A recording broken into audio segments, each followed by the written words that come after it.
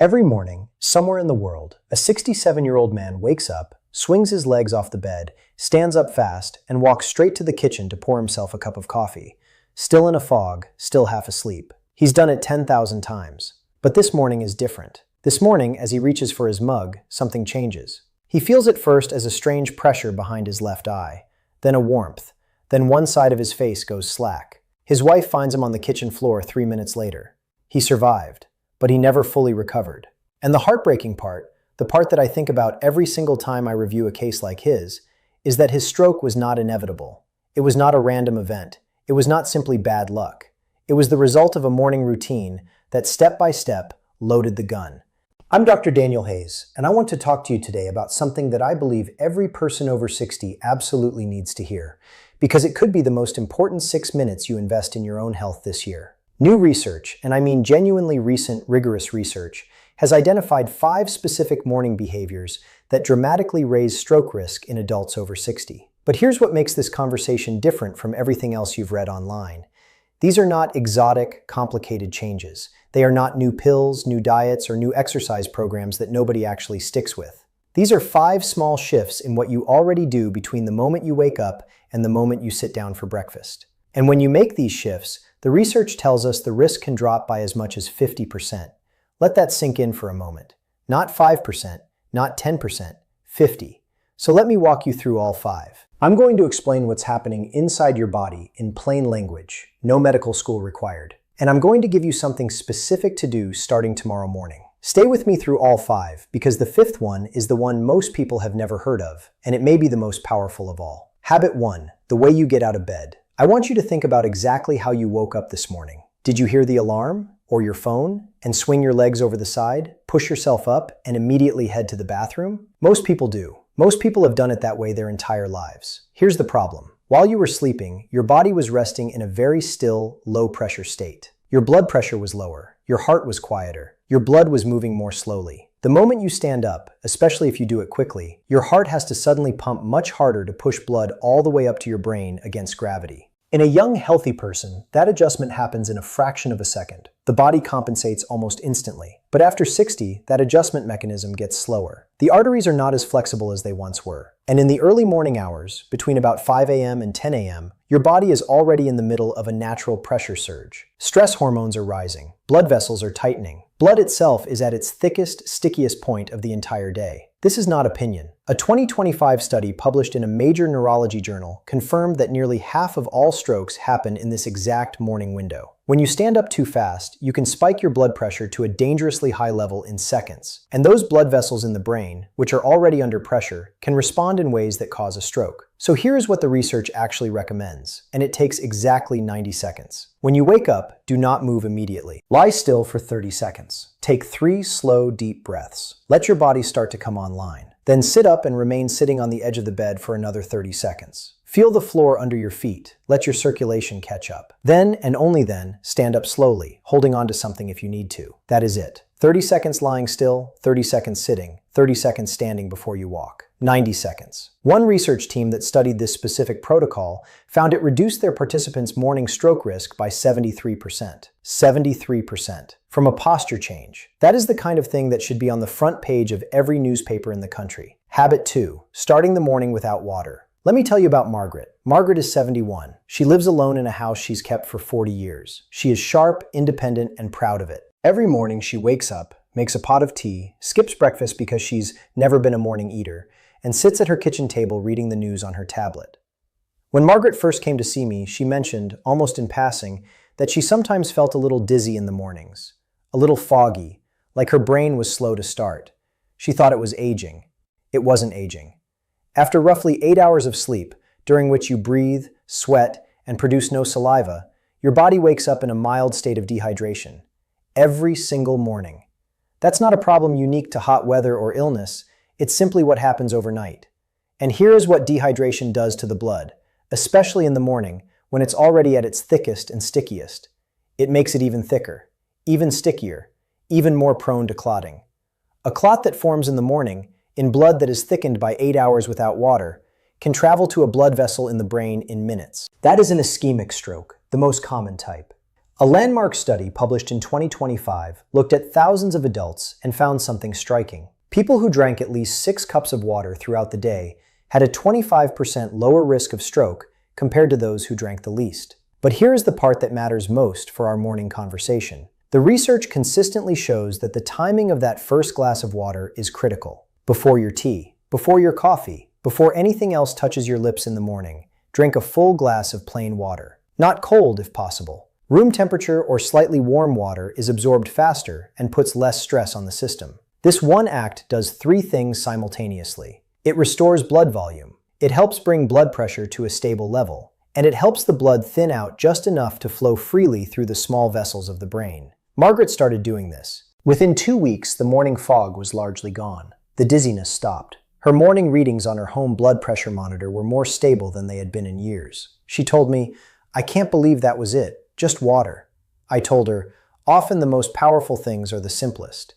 Don't start your day with coffee on an empty, dehydrated stomach. That combination, caffeine on top of concentrated, morning thick blood with no water on board, is one of the most common stroke risk patterns I see in adults over 60. Water first, always. Everything else second. Habit 3, skipping breakfast or eating the wrong thing. This one is going to be uncomfortable for anyone who has been skipping breakfast for years, believing it's either fine or even healthy. In the morning, after a full night of fasting, your blood sugar has dropped to its lowest point of the day.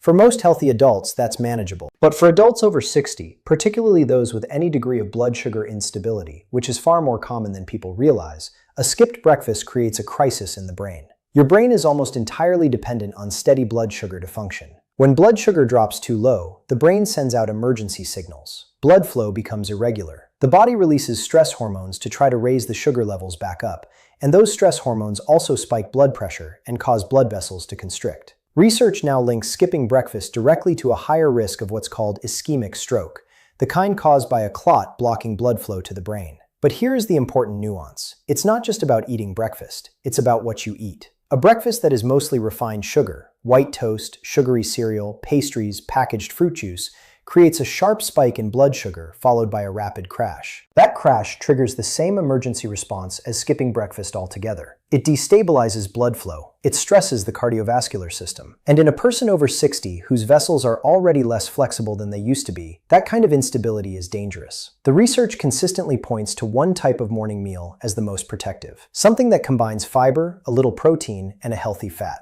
Think oatmeal topped with a handful of walnuts, an egg with a slice of whole grain toast, a bowl of plain yogurt with some berries. These are not glamorous, they are not trendy, but they keep blood sugar stable for hours. Stable blood sugar means stable blood flow to the brain. Stable blood flow means a significantly lower risk of the morning clot event that ends lives and steals independence. I am not asking you to become a nutritionist. I am asking you to have something real for breakfast. Something that takes 10 minutes and that your great-grandmother would recognize as food. Habit 4. Sitting still through the morning. Here is something that almost no one talks about, not even most doctors. Movement in the morning is not just about fitness. It is about activating a critical biological protection system that literally guards your brain from stroke. When you move, even gently, your heart rate rises just slightly. Blood flow increases throughout the body. The walls of your blood vessels get a gentle workout that keeps them more elastic. And crucially, a molecule called nitric oxide is released into the bloodstream. Nitric oxide helps blood vessels stay open, stay flexible, and resist the kind of clotting that causes stroke. In adults over 60, that morning window of light movement is one of the most protective behaviors a person can have. Researchers at the Karolinska Institute in Stockholm found that older adults who walk for just 35 minutes a day reduce their risk of experiencing a severe stroke by 50%. Not an hour, not a gym session, 35 minutes of walking. But even before you get to a walk, even in the first 15 minutes after waking, there is research showing that 2 to 5 minutes of gentle morning movement can meaningfully reduce stroke risk. What does that look like? 10 slow shoulder rolls, 10 gentle ankle circles sitting on the bed, standing up and walking to the kitchen and back twice before you pour your water, stretching your arms overhead, moving your neck slowly side to side. This is not exercise in the traditional sense. This is simply waking up your circulation the way your body was designed to wake up, gradually, gently, and in motion. I tell my patients over 60, your body is not a car engine that you start cold and immediately redline. It is more like a ship. You don't go from dock to full speed instantly. You ease out slowly. Let the engines warm. Let the systems come online. And when you do that every morning, your brain is dramatically better protected than if you leap out of bed and sit still on the couch with your coffee. The research also tells us that people who incorporate even light morning movement consistently, not just occasionally, have better blood pressure regulation across the entire day. Start small. Commit to 5 minutes of gentle movement before you sit down. That is your minimum. It is also profoundly more powerful than it sounds. Habit 5. The morning stress trigger nobody talks about. Now we come to the 5th habit, and this is the one I want you to really sit with because it is the most overlooked, the least discussed, and in my experience with patients over 60, possibly the most dangerous. What is the first thing you look at in the morning? For most people, it's a screen, a phone, a tablet. And on that screen, within 60 seconds of opening their eyes, they are reading news, checking messages, scrolling through other people's problems and fears and conflicts, being served an algorithmically curated diet of outrage, urgency, and anxiety. Here's what happens in your body when you do this. The brain cannot fully distinguish between a stressful event it is experiencing and a stressful event it is reading about. When you read something upsetting, alarming, or threatening, even on a screen, your body's stress response activates. Adrenaline rises, blood vessels constrict, heart rate increases, blood pressure spikes. Now combine this with everything we have already discussed about the morning window. The blood that is already at its thickest and stickiest. The blood pressure that is already in its daily peak surge. The vessels that are already under more pressure than at any other time of day. Add a stress spike to that environment, and you have created the perfect conditions for a clot to form and a vessel to rupture. This is not theory. Research into what's known as emotional triggering of stroke has repeatedly found that acute emotional stress, including the kind generated by reading disturbing news or having a stressful conversation,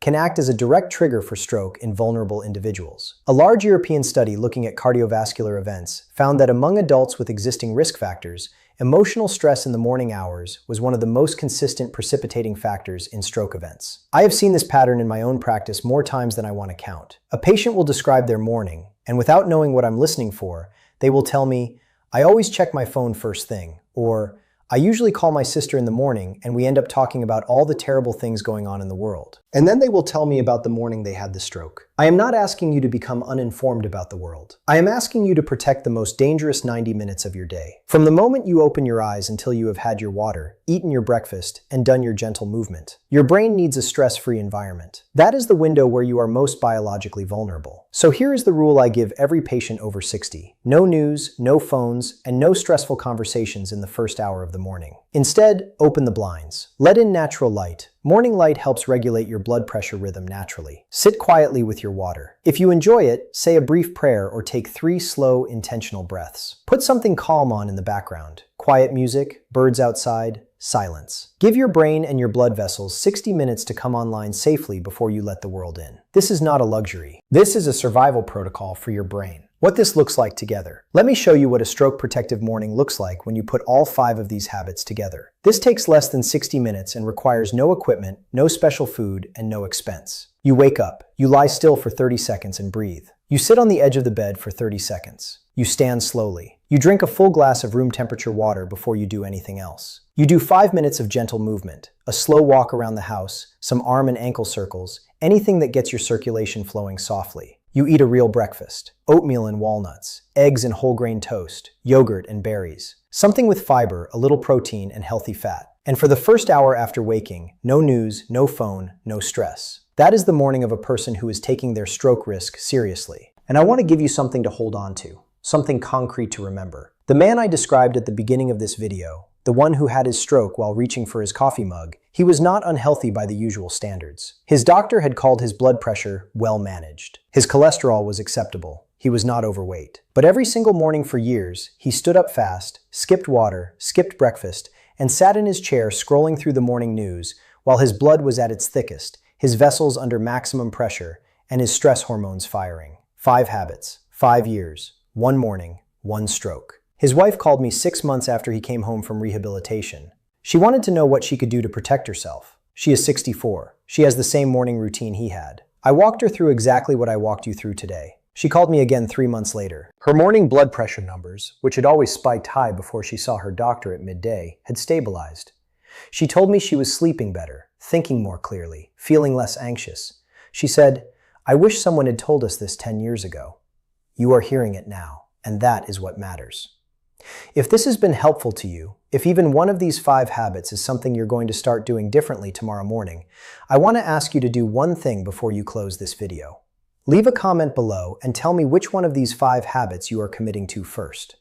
Your answer might be the thing that helps another person watching this video make a decision that saves their life. And if you know someone over 60 who starts their day the same way that man in the story did, send them this video. Not as a warning, as a gift. Because the most powerful thing we can give the people we love is the information they need to protect themselves.